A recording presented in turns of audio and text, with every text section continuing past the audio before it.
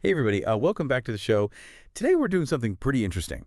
We're diving deep into Rich Dad, Poor Dad Yeah, by Robert Kiyosaki. the classic. And I know you, the listener, you're the one who brought this book to our attention. So this deep dive is really for you. Absolutely. And I think it's a great choice. I mean, this book really gets you thinking about money differently. Yeah, it's definitely a mind shift. And it could be pretty eye-opening for those who are maybe just starting to explore the idea of financial freedom, or maybe looking to improve their financial situations. Yeah, So, I think one of the things uh, that makes this book so engaging is how Kiyosaki uses his personal story yeah, to make these financial concepts relatable. right off the bat, he throws you into this idea of having two dads, Right. right? A rich dad and a poor dad. Exactly. And he actually grew up with these two father figures. Mm-hmm. His biological father, the poor dad, who had a traditional job, Right. a good education, really believed in that. Yes. Kind of standard path to success. Classic American dream, right? Go to school, get a good job, Yeah. work hard, save money. Yeah. And then you have the rich dad, who is best friend's father, Mm-hmm. who flips the script completely. Right. I mean, he says, it's not about job security, it's about financial literacy. Yeah. He challenges that conventional wisdom head on. Yeah. And I think that's where the book gets really Powerful. powerful, right? Well, Because it makes you question, like, how many of us have been on that traditional path yeah. thinking a good job equals financial security? What if there's another way? That's the question he wants us to ask ourselves, and I think for a lot of people, it can be a real wake-up call. Absolutely. And one of the first things he introduces is this core principle, assets versus liabilities. Right. And I love how he breaks it down so simply. Yeah. It's a very simple but profound concept. An asset puts money in your pocket. Think of things like rental income from a property or dividends from stocks, things that are working for you even when you're not. All right, it's about generating passive income.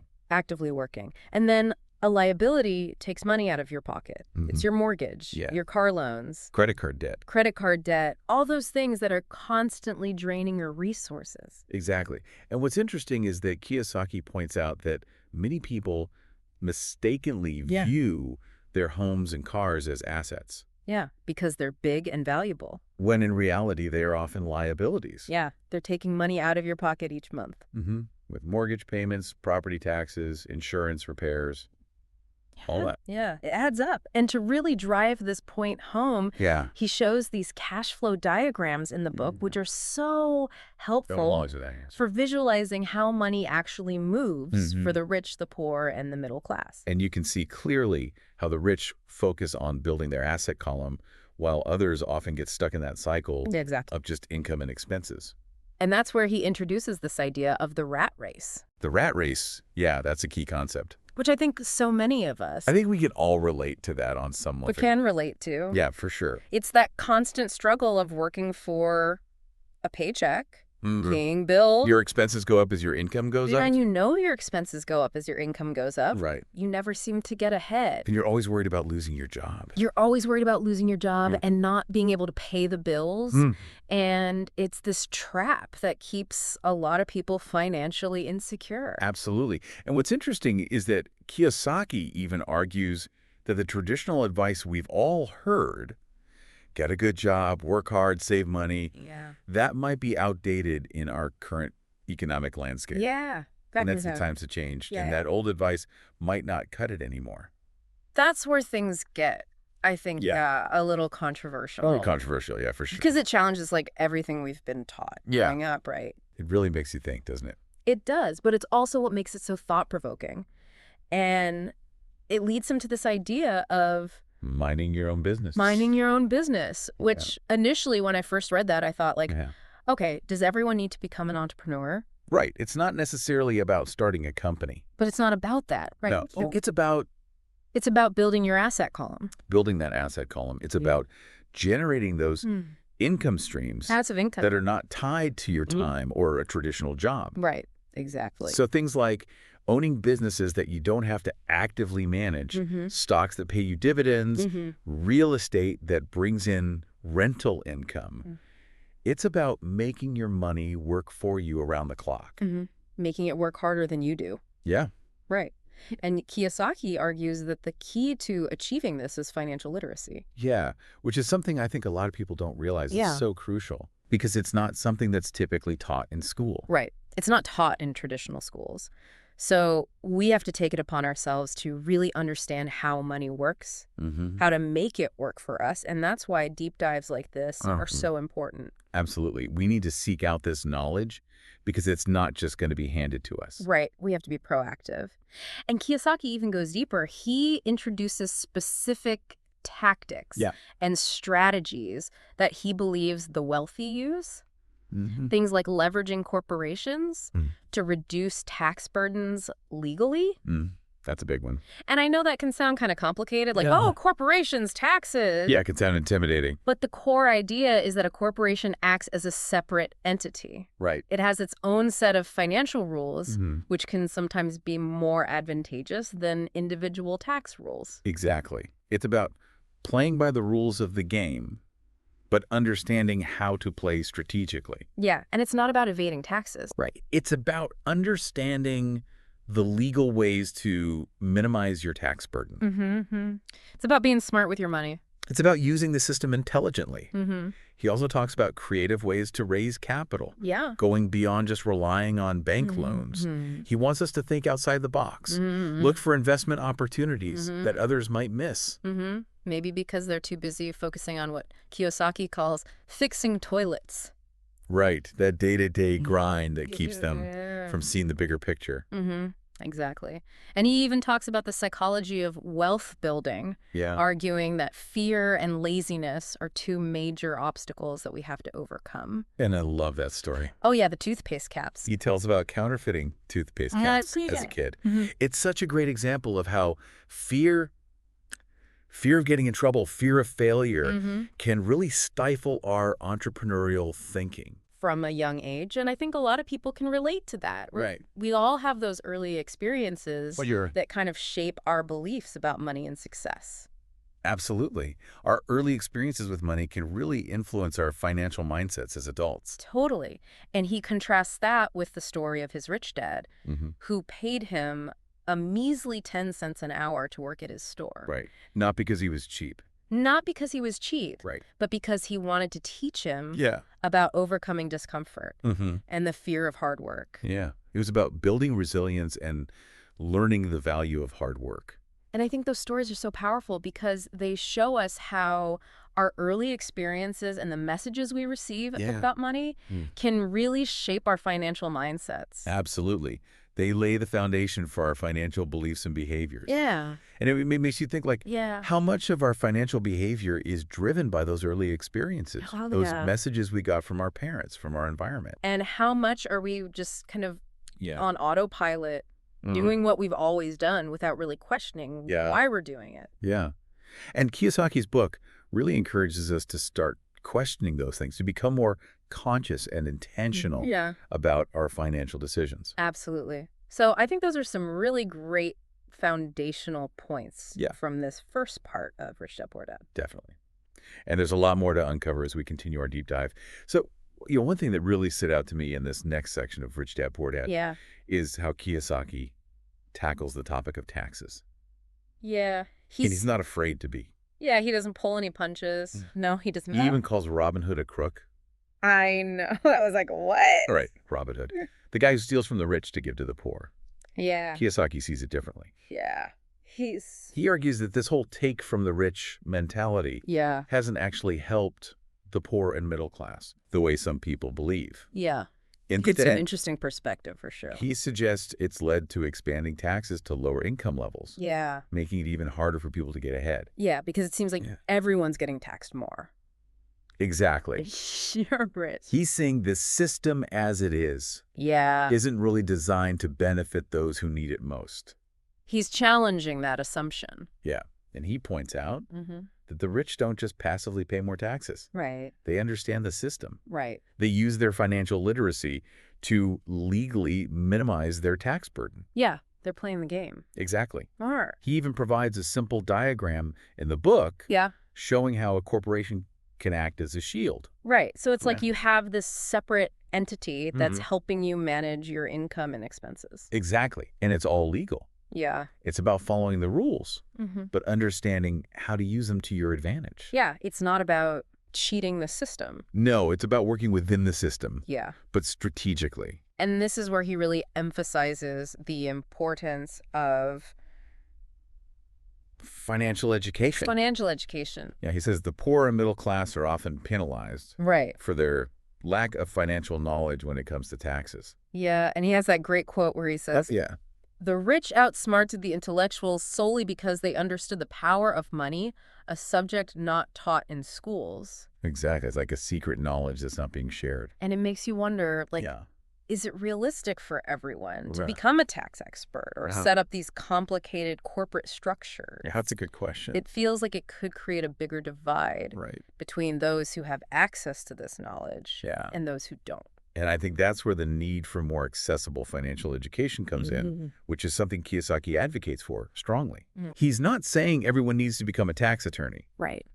but he is urging us to become more financially literate, to understand the basic rules of the game. Yeah, so we're not just Right. blindly following what we've been told. Exactly. We need to empower ourselves with knowledge. Right, so instead of feeling helpless or overwhelmed Yeah. by the system, Mm-hmm. he's saying, like, take control. Right. Educate yourself. Learn the rules. And then you can start playing the game to win. Yeah, and that can start with something as simple as reading a book. Reading a book like Rich Dad, Poor Dad, Mm-hmm. or taking a deep dive like we're doing. Absolutely. And he also stresses the importance of learning from experts. Yeah. Finding mentors who can guide you and Yeah. help you navigate. Yeah, because it can be so overwhelming. Right. Especially when you start getting into the more complex aspects of finance. He gives the example of learning to buy real estate without relying on traditional bank loans, That's a big one. which is a skill he learned from his rich dad. Right. And he says, It was the learned skill of raising money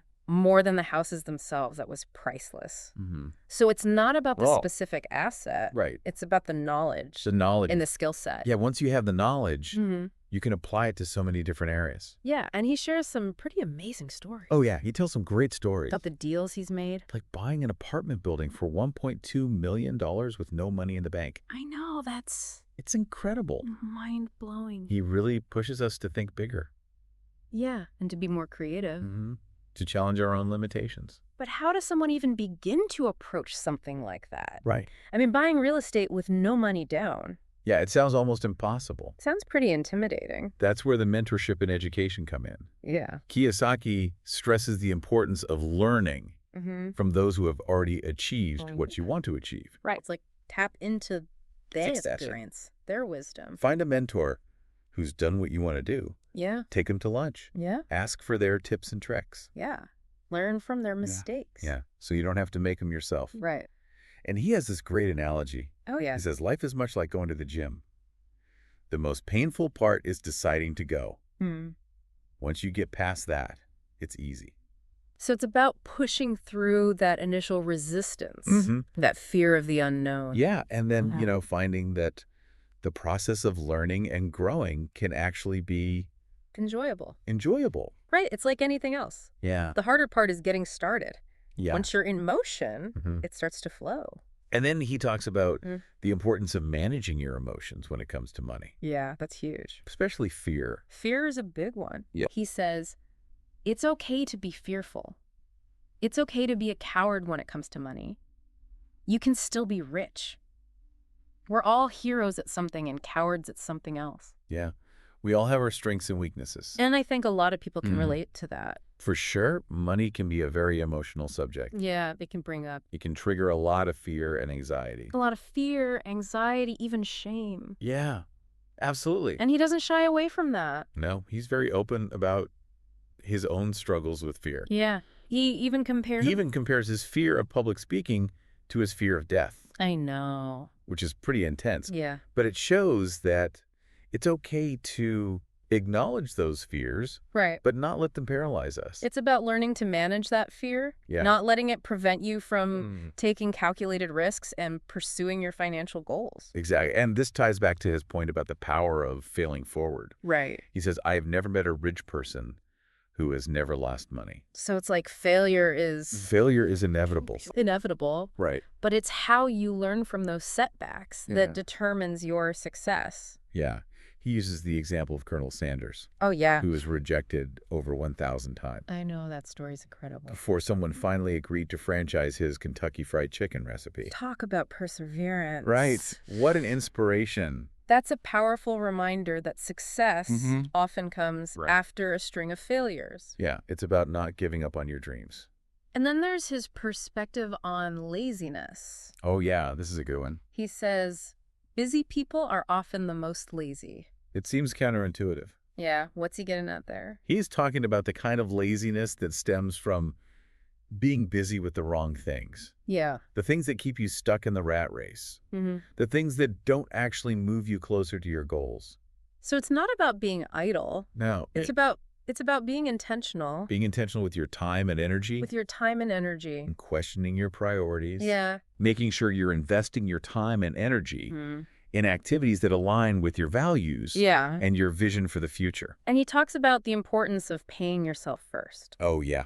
That's a key principle. Even if it means having to hustle and find creative ways to cover your other expenses.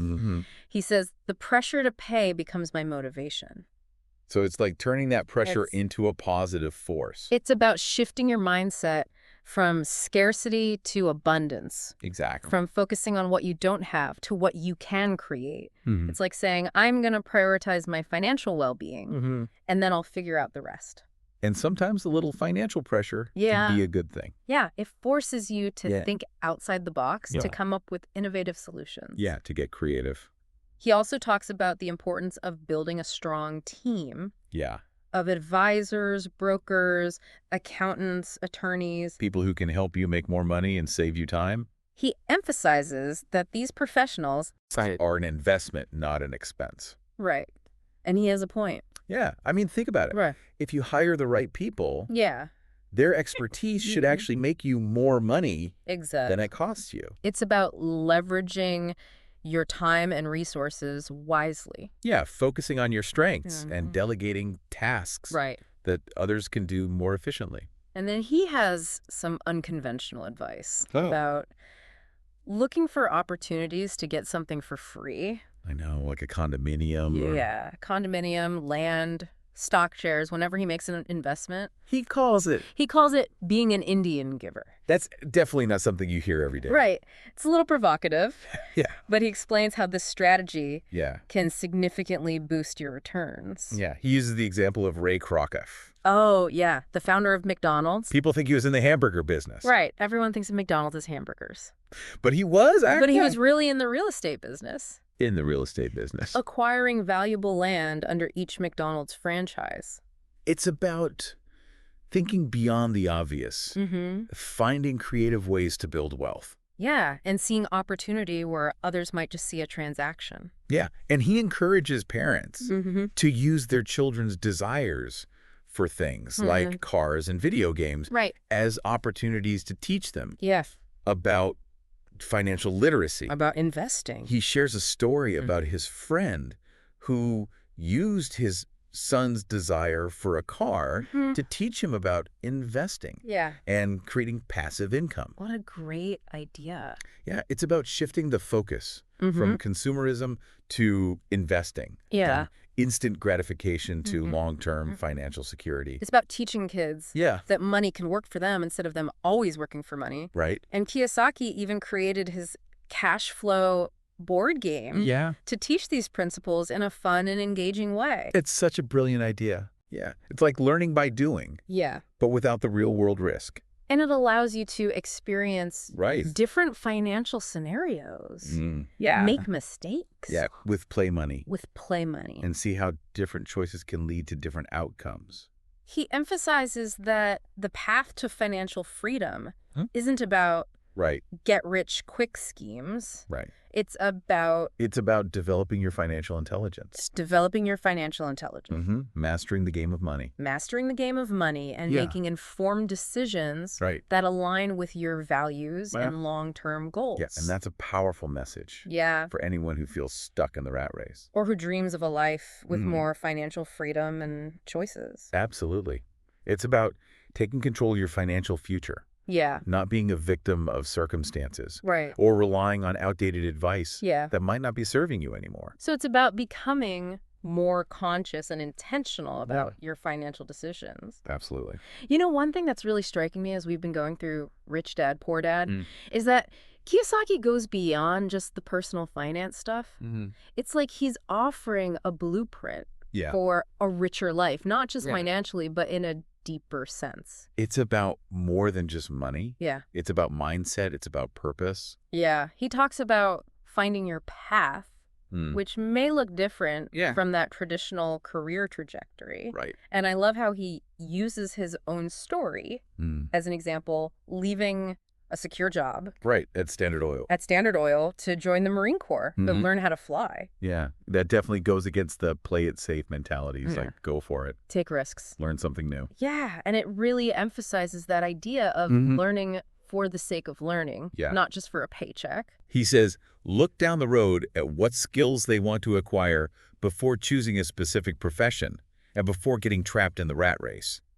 It's about thinking long term, like what skills will you need to build the life you want? Exactly. It's not just about what job can I get right now. Right. It's about what skills will I need 5, 10, 20 years down the road. And it kind of ties back to that rat race idea. Yeah. We can be so busy working, but are we actually moving towards something meaningful? It's like those hamsters running on a wheel. Right. Lots of activity, but no real progress. He suggests that, especially when you're younger, you should seek work based on what you will learn more than what you will earn. Yeah, and I know that can sound kind of counterintuitive. Yeah, especially when you're first starting out. Especially when we have bills to pay. Right. You're like, I need to make money. I need a job. I need to pay rent. But I think what he's getting at is that the skills and knowledge you gain are an investment. It's an investment in your future. In your future. Exactly. They open up opportunities that might not be immediately apparent. Right. It's like building a foundation for long-term success. And along with those practical skills, he also emphasizes the importance of leadership. Leadership. Yeah, that's a big one for him. He even draws on his experience in the Marine Corps. He says, if you're not a good leader, you'll get shot in the back. Just like they do in business. It's a pretty intense analogy. It is. But it highlights how important leadership is. Yeah, whether you're leading a team, a family, or even just yourself. Right. Those leadership skills can make a huge difference. It talks about learning from mentors. Yeah. Studying great leaders. Constantly honing your own leadership style. Yeah, and it's about finding those heroes who inspire you. Yeah, those people who embody the kind of success that you aspire to. It's like surrounding yourself with those positive examples. Yeah, it can shift your whole perspective. Yeah, it makes those big goals seem more attainable. He even says, when it comes to investing, too many people make it sound hard. Instead, find heroes who make it look easy. And I think that applies to so much more than just investing. Absolutely, to any area of life. Yeah. And finally, I think there's this beautiful thread throughout the book about giving back. Giving back? Yeah. Yeah, that's a key theme for sure. He learned this from his rich dad, who believed in tithing and generously supporting his church and charities, even when money was tight. Yeah, it's the idea that giving can actually lead to receiving. Yeah, not just material wealth, but a sense of abundance. Right, in all areas of life. He says, if you want something, you first need to give. It's a powerful concept. It is. He shares stories of how his own acts of generosity have often opened up unexpected doors and opportunities. Yeah, and he challenges that notion that poor people are less greedy than the rich, suggesting that it's often the opposite. Yeah, he believes that when you focus on what you lack, it can lead to a scarcity mindset that keeps you trapped. But when you shift your focus to what you can contribute, it creates a flow of abundance. Exactly. So after this deep dive into Rich Dad, Poor Dad, what's the biggest takeaway for you? What's resonating with you the most? I think, for me, it's that financial freedom is about so much more than just money. Yeah. It's about mindset. It's about education. It's about taking action. It's about managing your emotions. And it's about aligning your financial goals with your values and your purpose in the world. It's about creating a life of choices, a life where you're not limited by financial constraints. Right, a life where you can pursue your passions and make a positive impact. And I think Kiyosaki's book, even if you don't agree with everything he says, it challenges you. It challenges you to think differently. To rethink your assumptions and to take control of your financial future. To become the master of your own financial destiny. Yeah, and on that note, I want to leave you with a final question, Right. something that Kiyosaki doesn't directly ask in the book. Okay, shoot. What small act of generosity will you commit to this week? Ooh. I like that. It could be donating to a cause, volunteering your time, Yeah. sharing your knowledge with someone, or simply offering a kind word or gesture to someone who's struggling. Just a little something to brighten someone's day. Yeah, and we think you'll be surprised by the ripple effect Absolutely. that even small acts of giving can create. It's amazing how much impact even a small act of kindness can have. So keep diving deep and exploring new possibilities. Keep learning. Keep growing. Yeah, thanks for joining us. It's been a pleasure.